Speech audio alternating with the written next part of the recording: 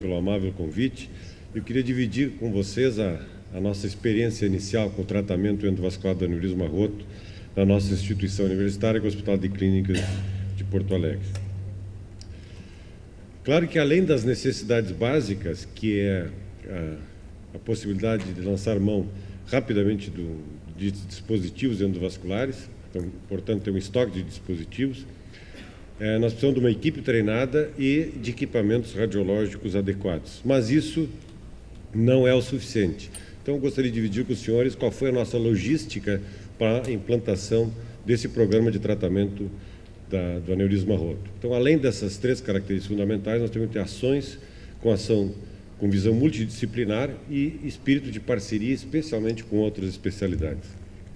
Agora, vocês vão imaginar assim, o Adamastor agora enlouqueceu completamente, vai falar de acidente vascular cerebral. Mas foi o nosso mote com a universidade e com a presidência do hospital, e nos juntamos ao pessoal da neuroradiologia, que estava iniciando uma programação para fazer a fibrinólise dos pacientes com acidente vascular cerebral naquela janela de 4 horas. Claro que o acidente vascular cerebral e as doenças coronarianas são a principal causa de mortalidade no Brasil e os hospitais normalmente estão mal preparados e há uma pouca adesão à prevenção. E a trombólise dos pacientes que apresentam um acidente vascular cerebral, né, naquela janela de tratamento, parece ser o foco principal e era o que o hospital estava dando maior apoio para a implementação. Então, houve uma reunião entre as várias especialidades e a unidade vascular foi o que nós propusemos, que era atender pacientes de doenças vasculares agudas dentro do Hospital de Clínicas, usando essa equipe multidisciplinar sem a necessidade de uma logística que envolvesse o aporte de muitos recursos. Então, em 2005, foi criada essa unidade vascular no Hospital de Clínicas, foi a primeira unidade SUS a ser criada, dessa unidade vascular. E o tempo porta-agulha, isto é, o tempo que o paciente entra e o exame radiológico, normalmente a angiotomografia, nós vimos imediatamente que era muito similar aos estudos internacionais e no Hospital de Clínicas de Porto Alegre passou a ser de 50 minutos no máximo. Então, esse registro de AVC dentro do Hospital de Clínicas e que era levado nacionalmente, se iniciou em agosto de 2010 e envolve hoje 32 hospitais no país e esses hospitais também têm a possibilidade de usar essa logística que nós utilizamos para tratamento do aneurisma roto.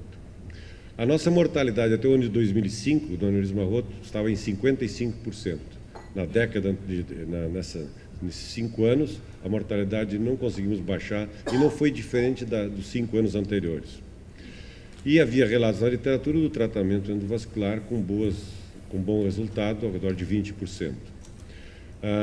Claro que esses foram os estudos iniciais que nos levaram a implementar esse trabalho no Hospital de Clínicas, foi publicado em 94 por Marin, e é claro que isso visava a menor mortalidade até 30 dias com o tratamento endovascular, e isso foi baseado em uma série de casos e meta-análise naquela ocasião que havia uma tendência mostrando que o tratamento endovascular iria diminuir a mortalidade. O algoritmo de tratamento é aquele recomendado internacionalmente, avaliação imediata pelo cirurgião vascular, uma hipotensão permissiva, raramente a utilização de balão oclusor de aorta na emergência, quando o paciente apresentava instabilidade hemodinâmica, avaliação por imagem e tratamento ou com cirurgia convencional ou com endovascular. E esses eram os parâmetros recomendados. Diâmetro do aneurisma aproximadamente menor que 32 milímetros, diâmetro do colo, extensão do colo que possibilitasse o tratamento endovascular e uma angulação aceitável, menos de 60 graus.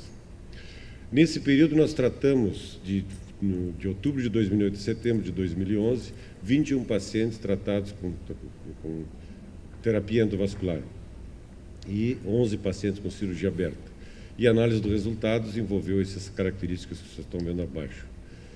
A extensão do colo foi de 15, mais ou menos 5 milímetros, então todos os pacientes nessa série, que é pequena, permitiu o uso das endopróteses. A maior parte das endopróteses utilizadas foi de fixação suprarrenal, porque esses pacientes com aneurisma roto normalmente são aneurismas maiores e o colo normalmente é um pouco desfavorável. A maioria das endopróteses bifurcadas. E a mortalidade perioperatória foi relativamente baixa. Nós tivemos o óbito de 5 desses pacientes em 30 dias, portanto, com uma redução absoluta de mortalidade de 31% nesta série. Só para vocês terem uma ideia, esse aqui foi o nosso relato de caso, para nós ver como é possível atender rapidamente esses pacientes. Chegada à emergência desse paciente foi às 19h15 da noite, com 6 horas de evolução. Era um paciente grave, com cardiopatia isquêmica. Isso que não houve... Isso aí que houve uma passagem do Apple na coisa, ficou unida essas palavras. Era um paciente, então, com comorbidades. Esse aqui era a tomografia no momento da chegada na emergência, logo 10 minutos depois da chegada na emergência. Esse era o caso. Então, vocês veem que às 20 horas e 16 minutos se iniciou o tratamento, se colocou uma endoprótese com fixação suprarrenal bifurcada, e nós vemos aqui que menos de 3 horas depois, 2 horas e 20 minutos depois da chegada na emergência, esse paciente estava com seu aneurisma selado, às 20h56. Então, as mensagens finais para quem pretende organizar um sistema logístico para tratamento do aneurisma roto: é um bom protocolo de atendimento, a estratégia como primeira escolha, o balão do oclusor de aorta como adjuvante nos casos necessários, quando há instabilidade hemodinâmica. E será que há necessidade de estudos clínicos randomizados? Essa é a grande pergunta. Alguns estudos estão em andamento, como nós vemos aqui, o AJAX, o IMPROVE e o ECAR, mas nós não podemos esquecer esse trabalho da literatura da Universidade de Cambridge, do Smith, que ele propôs, então, um estudo multicêntrico para ver se o paraquedas poderia prevenir morte e trauma relacionado a desafio gravitacional. E propôs uma revisão sistemática dos estudos randomizados. E assim como ocorre com várias intervenções que pretendem curar e salvar vidas, a efetividade do paraquedas não foi devidamente sujeita a uma avaliação rigorosa por meio de estudos controlados e randomizados. Muito obrigado.